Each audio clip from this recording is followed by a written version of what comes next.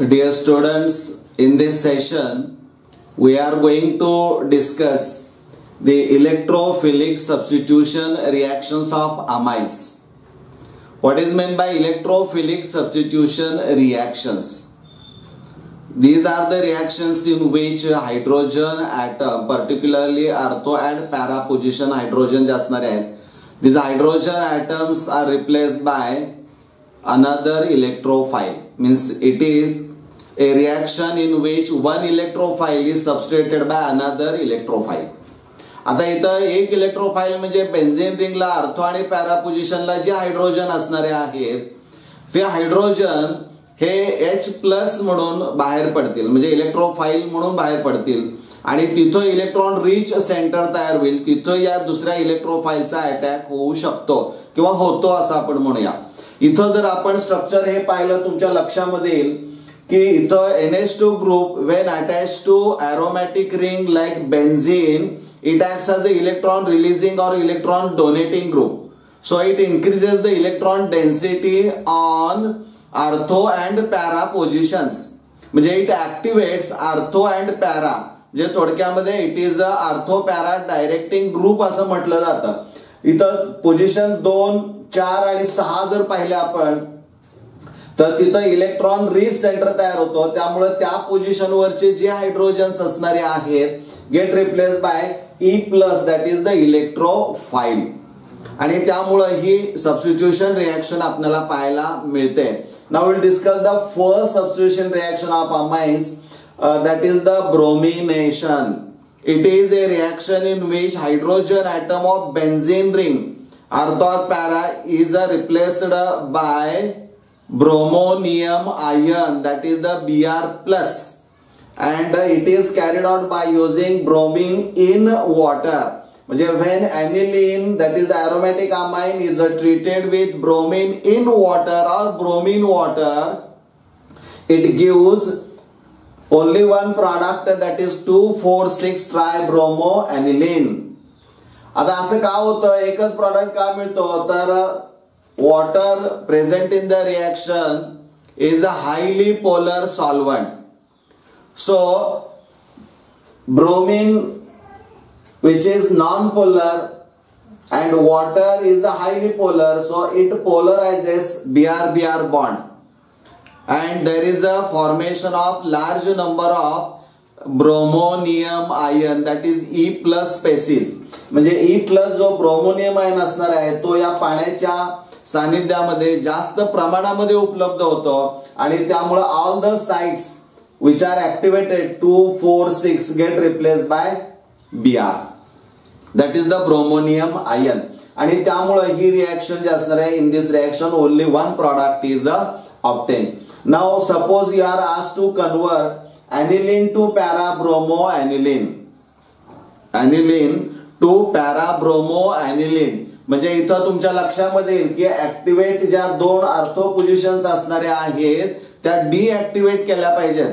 तिथला hydrogen atom हा replace केला गेला नाही पाहिजे. यासाठी तुम्हाला काय करावं लागेल तर NH2 which is ortho and para directing तो डीऍक्टिव्हेट केला पाहिजे. मग तो डीऍक्टिव्हेट करण्यासाठी काय केलं जातं तर it is covered bye a protecting group. म्हणजे NH2 group is a protected, म्हणजे थोडक्यामध्ये त्याचं जो ऍक्टिव्हेट असणार आहे तो डीऍक्टिव्हेट केला जातो आणि त्यामुळं आपल्याला एक प्रॉडक्ट किंवा मोनो सबस्टिट्यूटेड प्रॉडक्ट हा मिळू शकतो. So this NH2 group is covered bye acetyl group. And acetyl group is obtained by using acetyl chloride, that is CS3COCl, or acetic anhydride in presence of base like pyridine.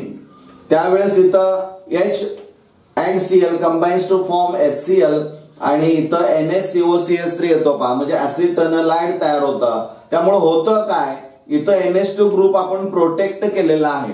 It is covered bye acetyl group. Mask जसा घालतो तसा याला mask घातलेला आहे, तो deactivate केलाय.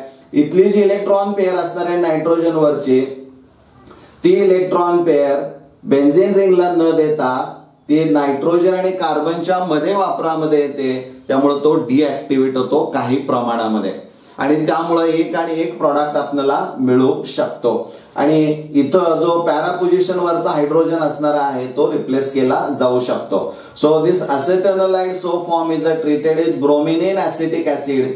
It gives para bromo acetanilide. आणि मग इथं आपल्याला पुन्हा NH2 ग्रुप या ठिकाणी येणं आवश्यक असणार आहे. त्यामुळं acetyl group which acts as a protecting group is removed by using acid. So next step is the acidification, because in acidic medium the protecting group gets removed. तो तिथून निघून जाऊ शकतो. त्यामुळे NH2 पुन्हा येतो. इथं हायड्रोलिसिस तुम्ही केलं तर CH3COCl बाहेर पडेल, दॅट इज ऍसिटिल क्लोराइड बाहेर पडेल आणि इथं पुन्हा NH2 हा येतो. म्हणजे पॅरा ब्रोमो ऍनिलीन एक प्रॉडक्ट आपल्याला मिळतो. म्हणजे इथून पुढच्या ज्या रिएक्शन्स असणारे आहेत, मग ते नायट्रेशन असेल, सल्फोनेशन ऑफ ऍनिलीन असेल, त्यामध्ये असे तुम्हाला जर एक प्रॉडक्ट विचारला असेल तर तुम्हाला तो NH2 ग्रुप हा कव्हर करावा लागेल, तो प्रोटेक्ट करावा लागेल आणि पुन्हा शेवटी तुम्हाला तो मिळवण्यासाठी त्याचं ऍसिडिफिकेशन करावं लागेल. हे लक्षात ठेवणं फार महत्वाचं असणार आहे. म्हणजे ज्यावेळी तुम्हाला पुढच्या रिएक्शन मी सांगेन त्यावेळेस ह्या गोष्टी ही रिएक्शन सगळ्यात महत्वाची आपण लक्षात ठेवणं आवश्यक असणार आहे. म्हणजे इथं पोलर सॉल्व्हंट आहे तर हा तितकासा पोलर सॉल्व्हंट नाही, त्यामुळे relatively less number of bromonium ions are available here and so it gives only one product. लक्षात राहील. आता आपण पुढची रिएक्शन जी असणारी आहे ती रिएक्शन आपण विचारात घेऊया. That is the nitration of aniline. Nitration of aniline. Aniline आता नायट्रेशन जे असणार आहे is a carried out. It is a substitution reaction in which hydrogen atom of benzene ring of aniline is replaced by NO2 group, that is the nitronium ion group, and this nitronium ion group is obtained from concentrated sulfuric acid, and ether concentrated sulfuric acid is used as a catalyst. म्हणजे a mixture of concentrated HNO3 and concentrated sulfuric acid is called a nitrating mixture. It acts as a catalyst. It polarizes the nitric acid so as to obtain the nitronium ion, की जो आपल्याला electrophile म्हणून अपेक्षित असणारा आहे. So when aniline is heated with a nitrating mixture at 288 Kelvin, it gives para-nitro aniline and ortho-nitro aniline. It gives a mixture because NH2 group attached to benzene, it activates only ortho and para positions. So one product is a para-nitroaniline, second is ortho-nitroaniline.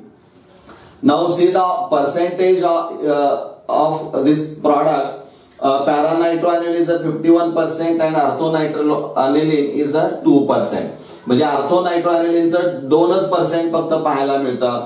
म्हणजे 51 + 2 53 47 म्हणजे 53 झालं.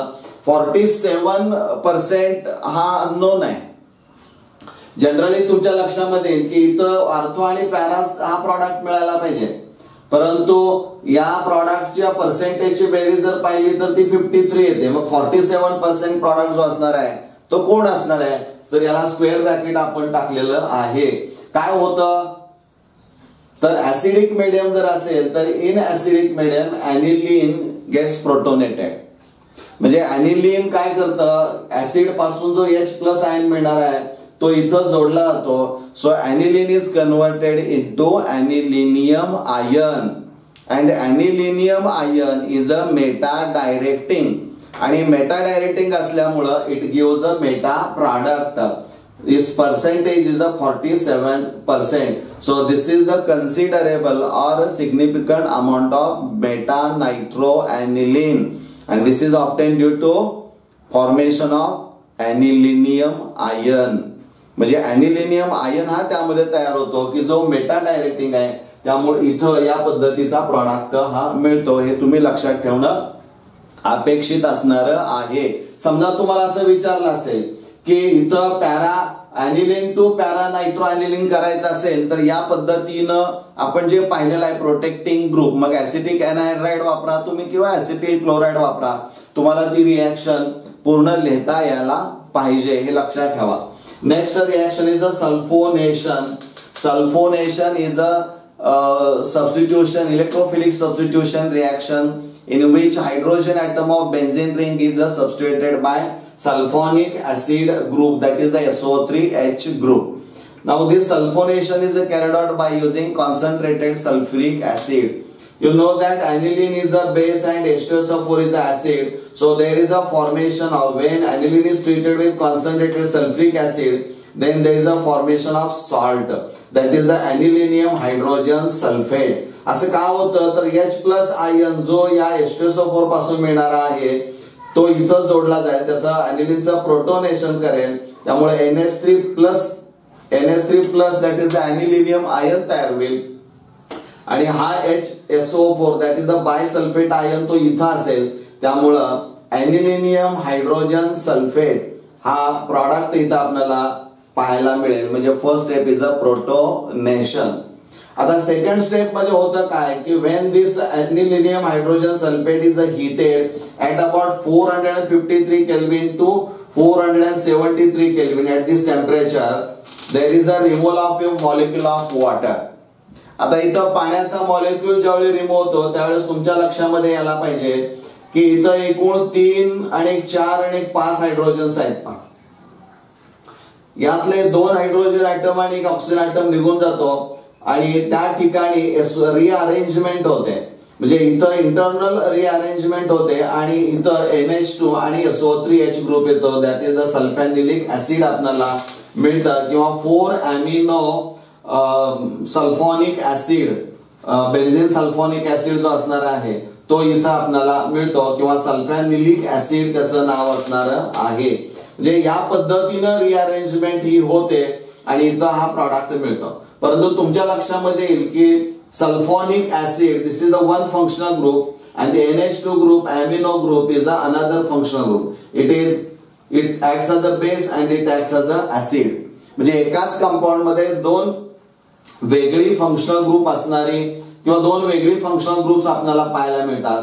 त्यामुळे इथं होतं काय तर sulphonic ऍसिडचं डिप्रोटोनेशन होतं आणि हा जो डिप्रोटोनेशन यातला हायड्रोजन रिमूव्ह होतो आणि तो इथं जोडला जातो, याचं प्रोटोनेशन होतं. कारण इलेक्ट्रॉन पेअर ही इलेक्ट्रॉन डेफिशियंट प्रोटॉनला किंवा H+ ला दिली जाते, त्यामुळे इथं NH3+ तयार होईल आणि इथं SO3- तयार होईल. ह्या एकाच कंपाऊंड मध्ये 2 चार्जेस तुम्हाला पाहायला मिळतात, एक पॉझिटिव्ह आणि निगेटिव्ह असणार आहे. Such ion is called zwitter ion, also known as a dipolar ion, or also known as a inner salt पण असं त्याला म्हटलं जातं, because they are solids, inner salts असणारे आहेत. म्हणजे झ्विटर आयन कसं ओळखायचं तर एकच कंपाऊंड आहे and which contain equal number of positive and negative charges of functional group.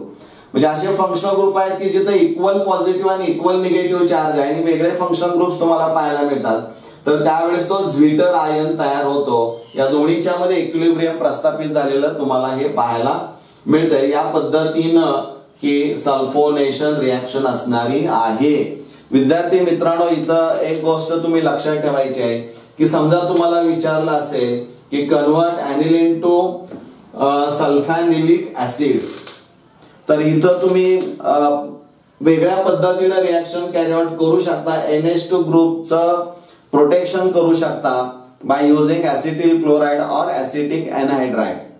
म्हणजे NaCO(CH3) तयार होईल आणि NaCH3CO तयार झाल्यानंतर मग तुम्ही जर H2SO रिएक्शन जर कॅरी आउट केली तर तुम्हाला तो सल्फॅनिलिक ऍसिड हा मिळू शकतो आणि पुन्हा त्याचं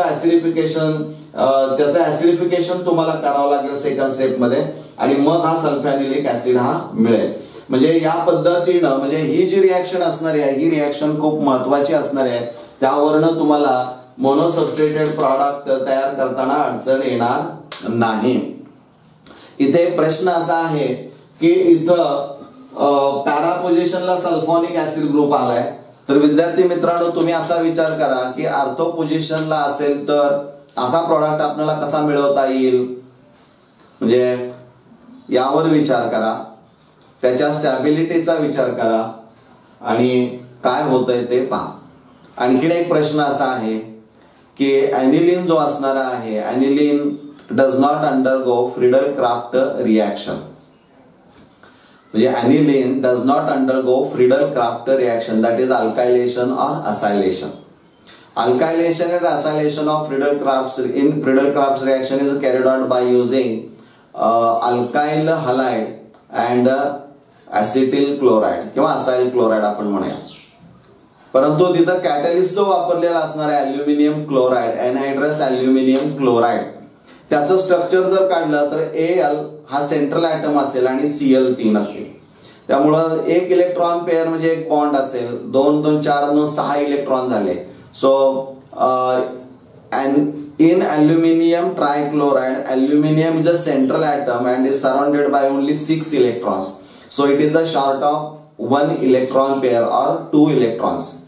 आणि त्यामुळे when Friedel Crafts reaction तुम्ही अल्कायलेशन किंवा असायलेशन कॅरी आउट कराल त्यावेळेस नायट्रोजन कडे लोन पेअर ऑफ इलेक्ट्रॉन आहे, ॲल्युमिनियम कडे एक इलेक्ट्रॉन पेअरची कमतरता आहे, त्यामुळे तो इलेक्ट्रॉन पेअर ऍक्सेप्ट करेल म्हणजे तो लेविस ऍसिड असेल. आणि NH2 ग्रुप जो असणार आहे ॲनिलीन मधला तो इलेक्ट्रॉन पेअर डोनेट करतो म्हणजे तो लेविस बेस असणार आहे. So there is a formation of new bond, there is a formation of salt.